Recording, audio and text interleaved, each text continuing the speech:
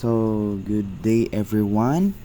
We are the last group to report the module 25. It's all about whole course portfolio rubric.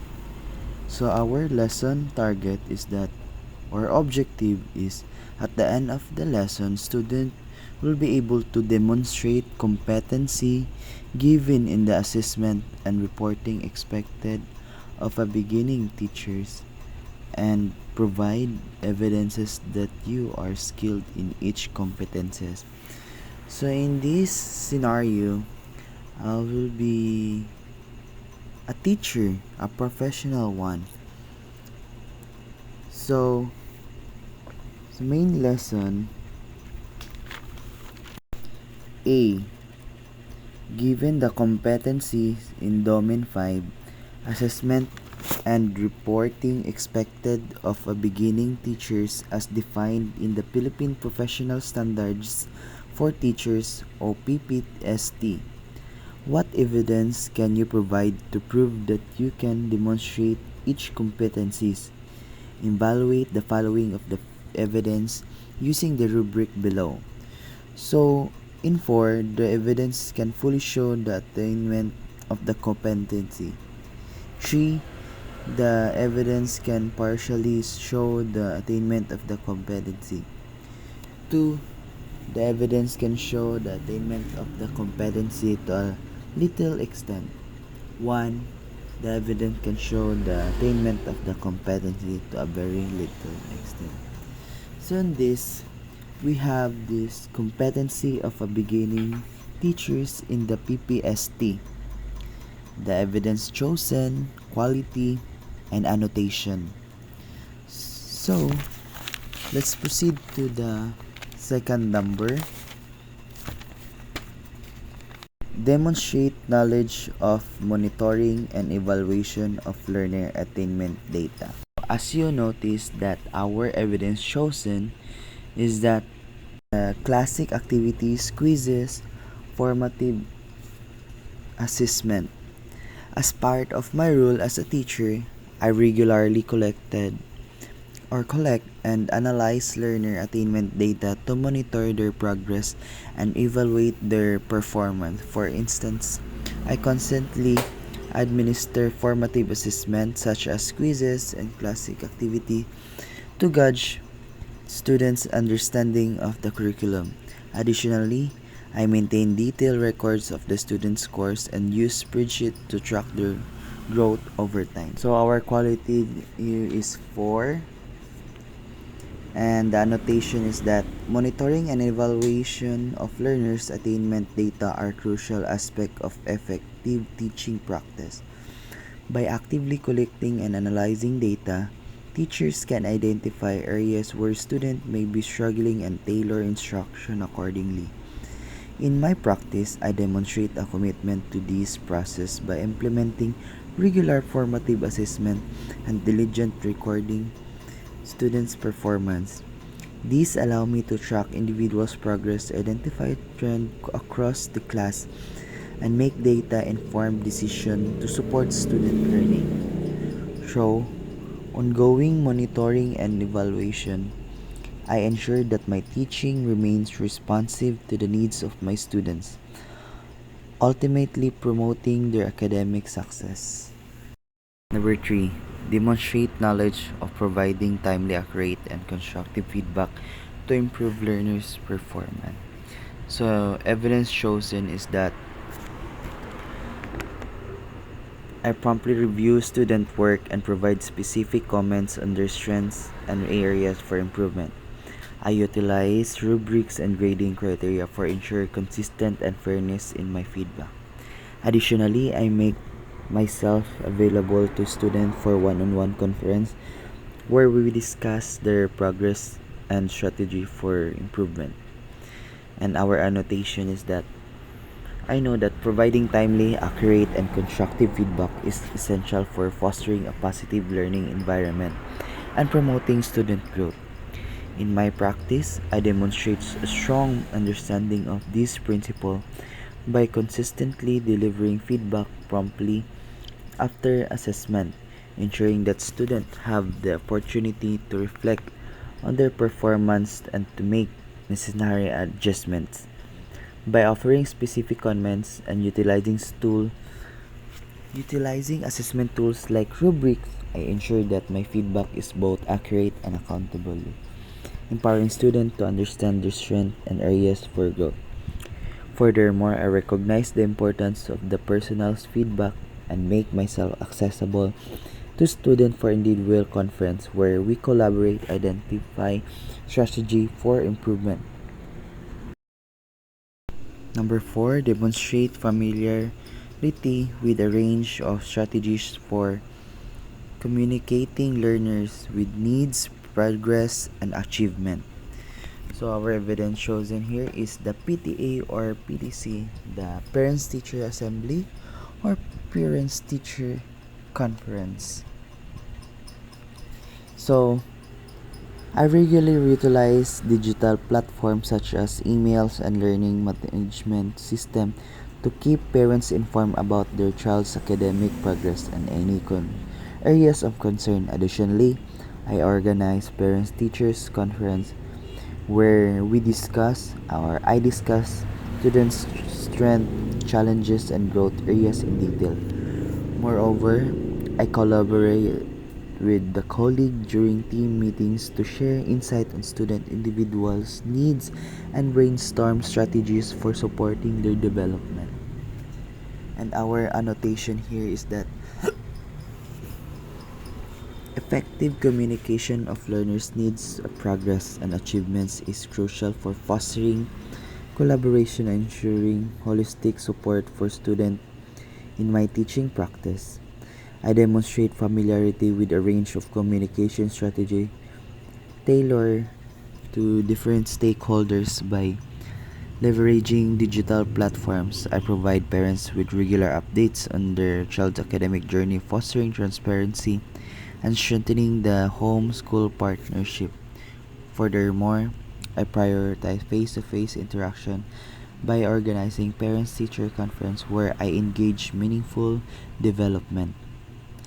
Through these strategies, I strive to cultivate a supportive network of stakeholders, investigate in student success, ultimately promoting a positive and inclusive learning environment.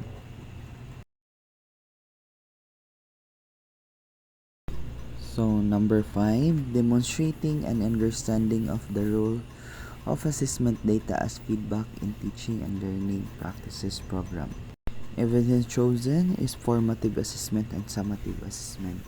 It because I utilize assessment data as feedback to inform my instructional decision and improve teaching and learning practices. For example, I regularly administer formative assessment such as quizzes and exit tickets to gauge the students' understanding of the lesson content. I then analyze the result to identify areas where students may be struggling and adjust my teaching accordingly. I use summative assessments such as unit tests and projects to assess students' overall mastery of learning objectives and provide feedback on their performance. Our annotation here is that assessment data serve as a valuable feedback in teaching and learning practices, guiding instructional decision and promoting continuous improvement. I've recognized the importance of the providing timely and constructive feedback to students, both during and after leverage summative assessment data to evaluate student overall mastery of learning objectives and identify areas for further instruction or enrichment. Beyond the classroom, I reflect on assessment data trends to assess the effectiveness of teaching strategies and inform decisions about curriculum and programmatic improvements. Through these practices, I demonstrate a commitment to use assessment data as feedback to enhance teaching and learning outcome for all students.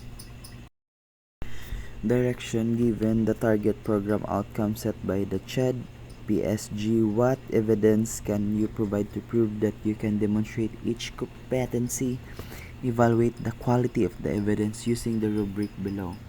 So just like what we did in the letter A, we will just have to evaluate our quality of the evidences we provided in the annotation. So in learning outcome, Chad set in the PSGs in teachers education program. So the first one is that design authentic assessment and alternative assessment tools. So our chosen evidence is that to create a lesson plan incorporating principles of cognitive development theory. These tasks allow to students to apply theoretical concepts to the real-world teaching scenarios, demonstrating their understanding in a meaningful context. Additionally, I incorporate alternative assessment methods such as portfolio reviews and peer evaluations to provide students with a diverse opportunity to showcase their learnings and skill. And our annotation is that I demonstrate a commitment to this principle by creating assessment tasks that reflect real-world teaching context and require students to apply theoretical knowledge to practice. By designing authentic assessments such as the lesson plan task mentioned, I provide students with opportunity to demonstrate their understanding in authentic context, fostering deeper engagement and relevance. Moreover, I recognize the importance of the incorporating alternative assessment method to accommodate diverse learning style and preference, promoting inclusivities and equity in assessment practices. So number 2, interpret assessment result and use this to improve teaching and learning. So evidence chosen is that after administering a midterm assessment in pedagogy course, I analyzed the result to identify areas where students exhibit misconceptions or struggle to grasp the key concept. Based on this analysis, I adjust my instructional approach for the remainder of the course, incorporating additional examples, activities, and resources to address identified areas of weakness. Additionally, I provide target feedback to students to guide their learning and support their growth. Our annotation here is that I demonstrate a commitment to this principle by actively analyzing assessment data to inform my instructional practices. By interpreting assessment results such as midterm exam, I gain valuable insights into student understanding and areas of difficulty, allowing me to tailor my teaching approach to meet their needs. Additionally, I recognize the importance of providing timely and constructive feedback to students, enabling them to reflect on their performance and make necessary adjustments to improve their learning outcomes.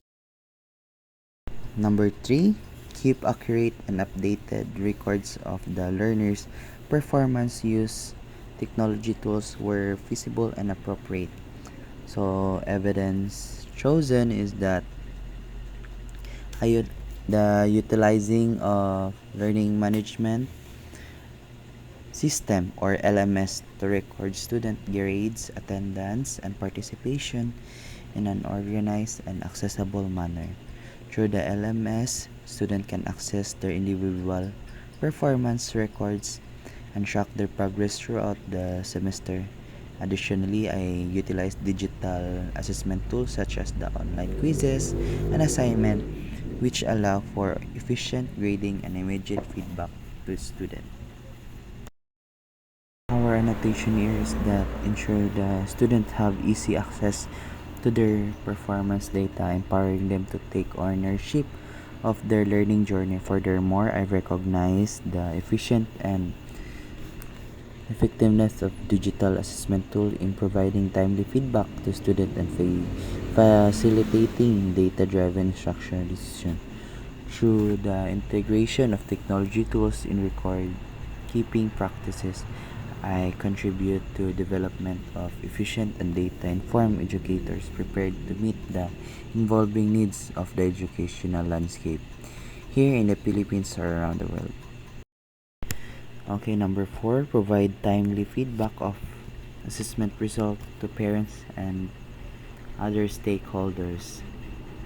So our evidence of chosen here is that to create a lesson plan incorporating principle of cognitive development theory. So additionally, I facilitate parent-teacher conference where I discuss student progress and performance with their parents or guardians. Moreover, I utilize digital communication channels such as email or online platforms to provide regular update to stakeholders about assessment outcomes and student achievement.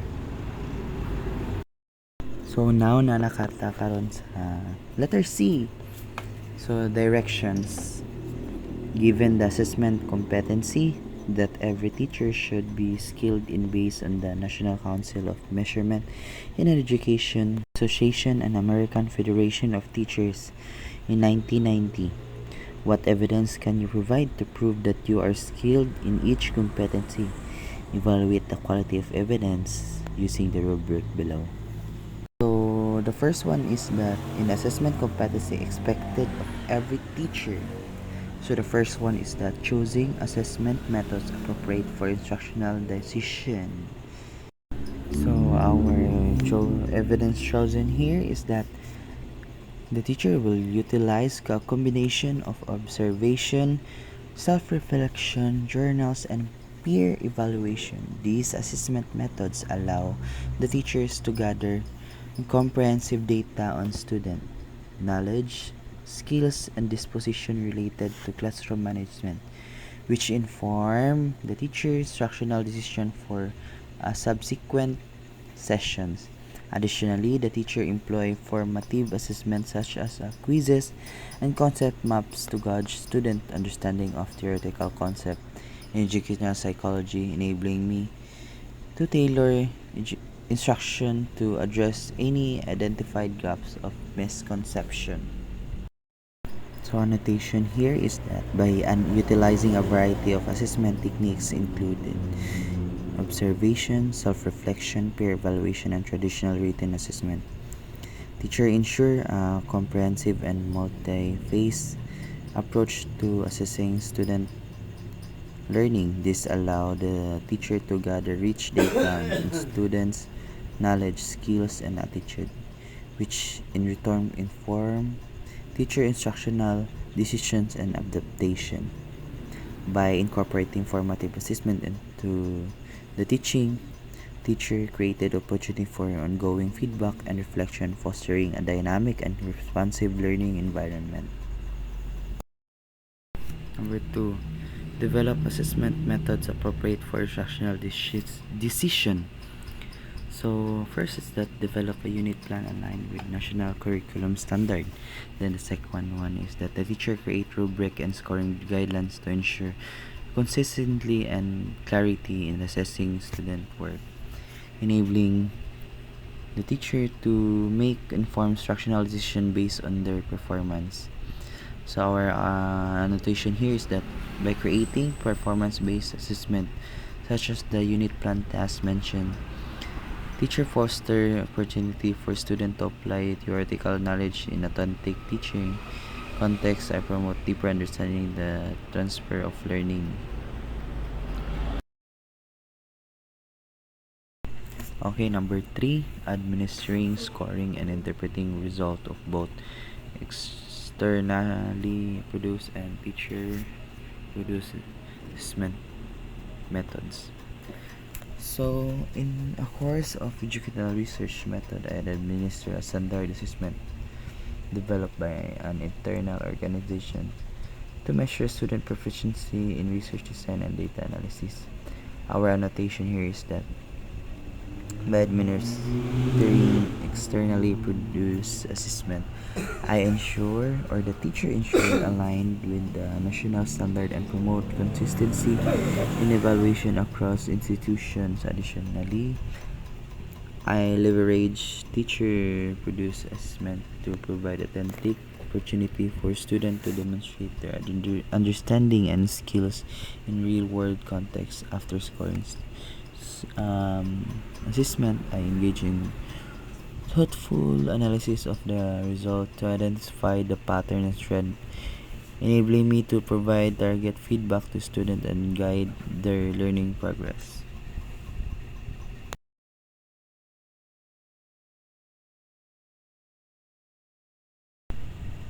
So number 5 is that developing valid student grading procedures which use student assessment. And evidence chosen is that the teacher designed grading rubrics and scoring guides that aligned with course sub-objectives and assessment criteria, providing clear and transparent guidelines for evaluating student work. These rubrics encompass multiple dimensions of student performance such as a content knowledge, critical thinking skills, and communication abilities to provide a comprehensive assessment of learning outcomes. Our annotation here is that these rubrics serve as valuable tools for providing students with clear expectation and transparent feedback on their performance, fostering a sense of accountability and promoting learning engagement. Moreover, I engage in collaborative calibration exercises with colleagues to ensure consistency and reliability in grading practices, thereby enhancing the validity of assessment results. Through these efforts, teachers contribute to the development of fair and equitable grading procedures that support the student learning and achievement in teachers' education programs. So number 6, communication assessment result to student parents, other laced audiences, and other educators. So evidence chosen here is that the teacher regularly provides students with feedback on their assessment through written comments, verbal discussion, and one-on-one conferences, helping them to understand their strengths and areas for improvement. Additionally, the teachers organize a parent-teacher conference and send progress report to parents to keep them informed about their child's academic performance and growth.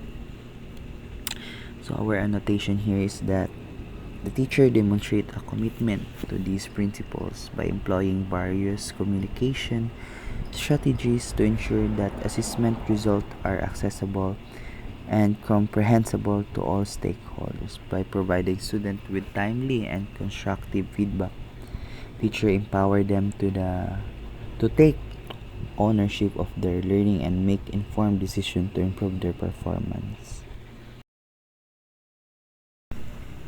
Last but not the least, the number 7, recognizing unethical or illegal and otherwise inappropriate assessment methods and uses of assessment information. So our evidence is that the teacher actively monitor assessment practices to ensure that they align with principles of fairness, equity, and integrity. If a teacher encounters instances of unethical behavior such as plagiarism or cheating, teacher address them promptly and impartially following established institutional protocols. Additionally, teacher provide guidance and support to pre-service teachers and or ethical assessment practice, emphasizing the importance of upholding professional standards and respecting student rights and dignity. Our annotation here is that the teacher ensured that the assessment process are conducted fairly and transparently, thereby safeguarding the rights and interests of all stakeholders involved. Moreover, teacher recognized the importance of providing guidance and support to pre-service teachers on ethical assessment practices, equipping them with the knowledge and skills to navigate ethical dilemmas and uphold professional standards in their future careers.